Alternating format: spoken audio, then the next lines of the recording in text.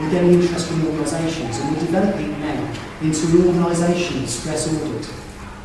Now, if any of you are keen to measure the stress in your organisation, then go onto that website, leave your name with us, and we'll get back to you, because we'd love to pilot it with someone to be able to measure the stress of everybody in the organisation, give a map for the whole organisation's stress, point out where the main stresses are, and make some recommendations.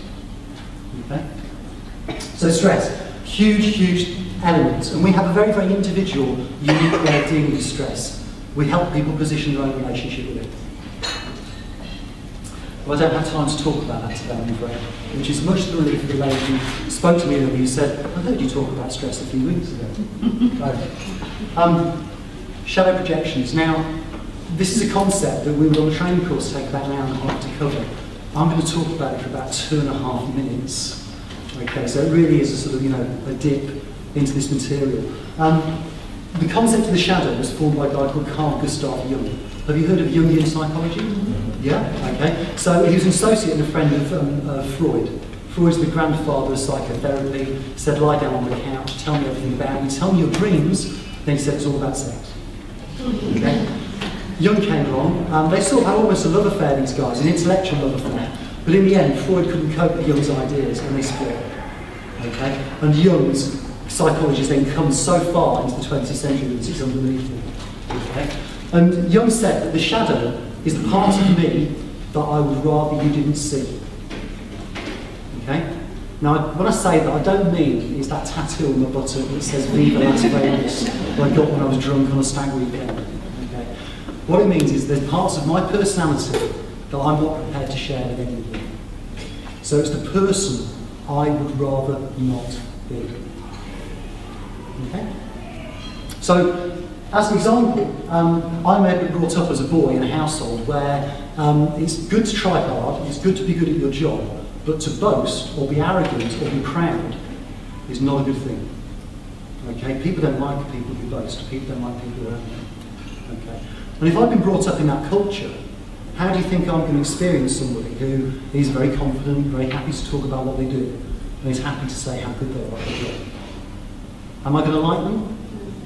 No, I'm not. Okay? Which is why I judge everybody. Now we're judging you for watching Jeremy. So it's an interesting one because, of course, the shadow, if your shadow gets triggered and you get angry, what's happening is that the person you're angry with is reflecting back at you the parts of you that you don't like. So, of course, if you're judging me for watching Jeremy Kyle, maybe it's a shadow. It's known for that, lovely. Just to get my place back and remember where I am in this. So, shadow projections reflecting back at me. I guess I've pretty much done that, have I?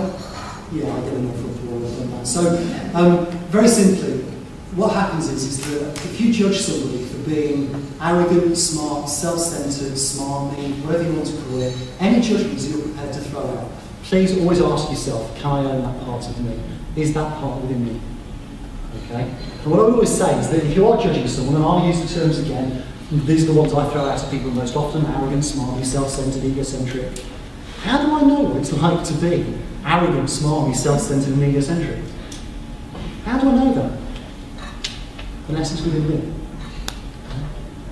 So that's the way the shadow works, is that someone reflects back at you something about you that you may wish to hide. Now, because you can't cope with that, it's easy to get angry with them and project that image onto them. You're arrogant, you're selfish, you're egotistical. And that's how the shadow works in anger. We teach people to own their shadow, we teach people to acknowledge what they are, what their faults are, because as soon as I can acknowledge my faults, I can probably empathise with them. And as soon as I feel empathy, I don't feel anger. Is this a bit like, there's certain people in my life that bring the worst out in me? Is that absolutely right? Definitely, definitely. And the best way to do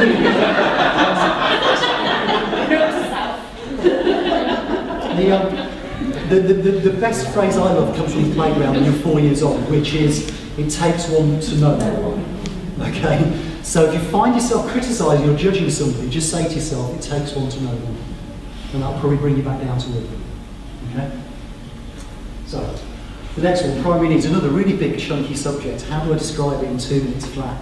Have you ever had an argument, and maybe during that argument you might not have said it, but you may have been thinking, maybe with your loved ones, or it might be with someone at work, you're thinking, look, the reason I'm angry with you is because you're not listening to me. Or the reason I'm not angry is you're not respecting me. Or the reason I'm not angry is you're not appreciating me. Or worse still, it's because you don't love me. Does that ring a bell? Yeah? You've either said it to somebody or had it said to you, I would imagine. Okay? Well, those 4 needs, and many, many others, are what we call primary needs. I have a need to be listened to. I have a need to be loved. I have a need to be respected. Okay? And if I fear that my primary needs are not going to be met, that's when I get angry.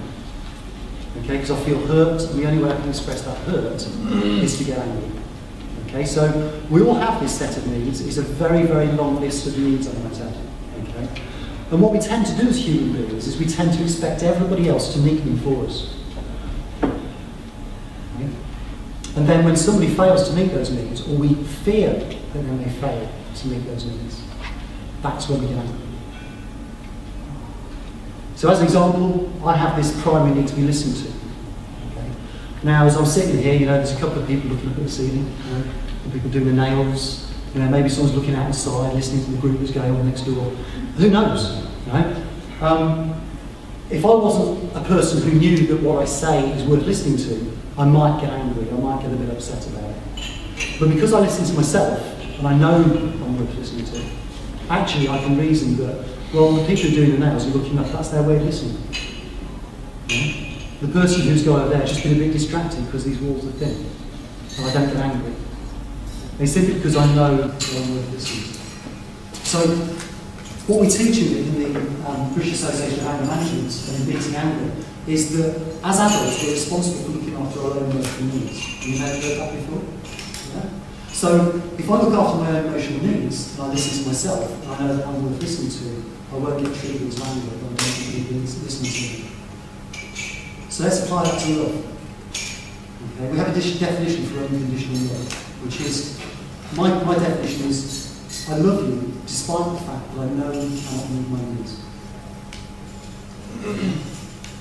Now it's quite a rare commodity out there, because I think most relationships start off boy meets girl meets boy. Boy thinks she meets my needs, girl thinks he meets my needs. They get married.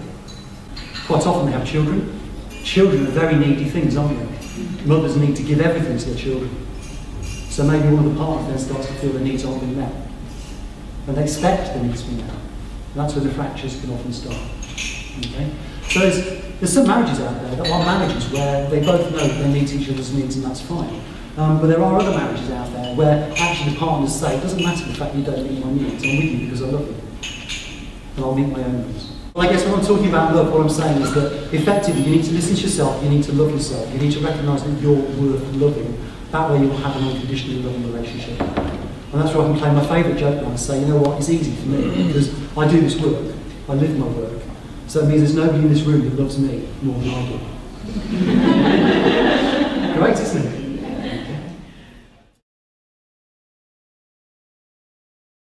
So, self-defense anger. In my experience, this is one of the deepest, most nasty forms of anger. It's what we call shame-based anger.